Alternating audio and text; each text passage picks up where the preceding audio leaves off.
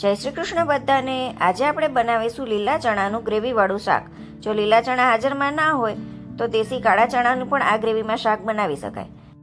હજી થોડી ઠંડી છે તો અત્યારે હજુ લીલા ચણા મળે છે, એટલે મેં અહીંયા લીલા ચણાનો ઉપયોગ કર્યો છે। સૌપ્રથમ આપણે પોપટા ફોલી અને અંદરથી ચણા કાઢી લઈશું।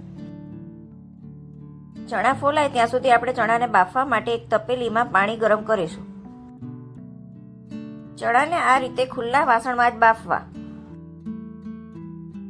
ચણા બાફતી વખતે આપણે તેમાં 1 ચમચી મીઠું અને 1 ચમચી ખાંડ એડ કરવાની છે। આ રીતે બાફતી વખતે ખાંડ એડ કરવાથી ચણાનો કલર લીલો એકદમ સરસ જળવાઈ રહે છે। જ્યારે પાણી થોડું ગરમ થઈ જાય અને ઉકળવાની શરૂઆત થાય એટલે આપણે તેમાં ચણા એડ કરી દઈશું। ચણાને આ પાણીમાં 10 થી 15 મિનિટ માટે ઉકળવા દેવાના છે। 10 મિનિટ ઉકળ્યા પછી ચણા સરસ બફાઈ ગયા છે। હવે આપણે તેને જાળીમાં કાઢી લઈશું, પરંતુ યાદ રાખવાનું છે કે નીચે જે પાણી નીકળે તે જવા દેવાનું નથી, તેનો જ આપણે ગ્રેવી બનાવવા માટે ઉપયોગ કરીશું। સૌપ્રથમ આપણે ગ્રેવી બનાવવા માટે થોડી તૈયારી કરી લઈશું। તેના માટે 10-12 કળી લસણ, ધાણાની દાંડી, જીરું, લાલ મરચું પાવડર અને ધાણા જીરું પાવડર આ બધું મિક્સ કરી અને એક પેસ્ટ બનાવી લઈશું। એની સાથે જ 2 ટમેટા, 2 કાંદા, 1 ઇંચ આદુનો ટુકડો અને 1 લીલું મરચું લઈ અને તેની પણ ગ્રેવી બનાવી લઈશું। અહીંયા મિક્સરમાં પીસી અને બંને વસ્તુ તૈયાર છે, ટમેટા કાંદાની ગ્રેવી અને લસણની પેસ્ટ। હવે અહીં આપણે શાકનો વઘાર કરવા માટે એક જાડા તળિયાવાળું લોયું લીધું છે, જેમાં હું 3 થી 4 ટેબલસ્પૂન તેલ ગરમ કરવા મૂકીશ। તેલમાં આપણે 1 તજનો ટુકડો, 2 લવિંગ, તમાલપત્ર અને લાલ મરચું આ ખડા મસાલા એડ કરીશું। તેની સાથે 1 ચમચી જીરું અને અડધી ચમચી હિંગ પણ એડ કરીશું।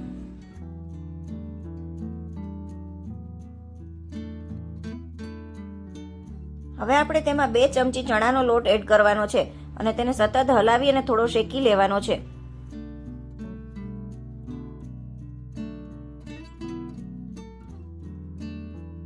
ચણાનો લોટ શેકાતો હોય ત્યારે તેની સાથે જ આપણે બનાવેલી લસણની પેસ્ટ પણ એડ કરી દઈશું। એને પણ 2 મિનિટ માટે શેકી લેવી, જેથી કરીને લસણની કચાશ નીકળી જાય। લોટ શેકાઈ જાય પછી આપણે જે આદુ મરચા અને કાંદા ટમેટાની ગ્રેવી બનાવી છે તે પણ એડ કરી લઈશું। ગ્રેવીને હલાવતા જવાની છે અને શેકાવા દેવાની છે। સાથે સાથે જ આપણે બધા મસાલા એડ કરી દઈશું। મસાલામાં મેં અડધી ચમચી હળદર, 2 ચમચી ધાણા જીરું પાવડર, 2 ચમચી લાલ મરચું પાવડર, અડધી ચમચી ગરમ મસાલો। આપણે ચણા બાફતી વખતે પણ મીઠું એડ કરેલું છે અને તે જ પાણીનો ઉપયોગ આપણે ગ્રેવીમાં કરવાના છીએ, તો અત્યારે મીઠું થોડું એડ કરું। ગ્રેવીને આપણે જ્યાં સુધી તેલ છૂટું ના પડે ત્યાં સુધી શેકવાની છે। ચણામાંથી જે પાણી નીકળ્યું હતું તેને આપણે સાઈડમાં ગરમ કરવા મૂકી દઈશું, કેમ કે ગરમ પાણી ગ્રેવીમાં એડ કરવાનું છે। જોઈ શકાય છે કે ગ્રેવીમાંથી તેલ છૂટું પડવા લાગ્યું છે।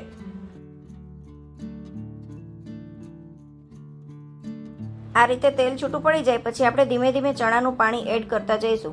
આ પાણી વાપરવાનું કારણ એ છે કે તેમાં ચણા બાફ્યા છે તો પાણી ખૂબ જ પૌષ્ટિક હોય છે।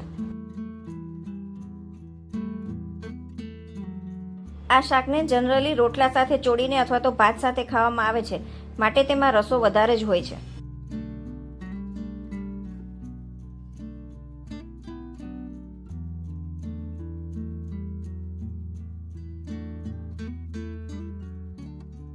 આ રીતે ગ્રેવી ઉકળવા લાગે પછી આપણે તેમાં ચણા એડ કરી દઈશું। ચણા એડ કર્યા પછી ગ્રેવીને ઢાંકીને લગભગ 10 થી 15 મિનિટ સુધી કૂક કરવાની છે। વચ્ચે વચ્ચે ખોલીને હલાવતા રહેવું। આ રીતે કૂક કરવાથી જે ચણાનો લોટ આપણે પહેલા એડ કર્યો હતો તેના લીધે ગ્રેવી ઘટ થશે।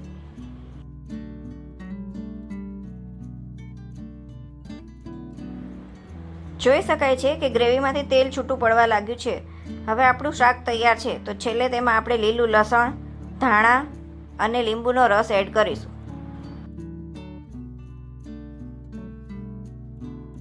અત્યારે મેં અડધા લીંબુનો રસ એડ કર્યો છે, તમે તમારા ટેસ્ટ પ્રમાણે એડજસ્ટ કરી શકો છો। તો આપણું લીલા ચણાનું શાક સર્વિંગ માટે તૈયાર છે।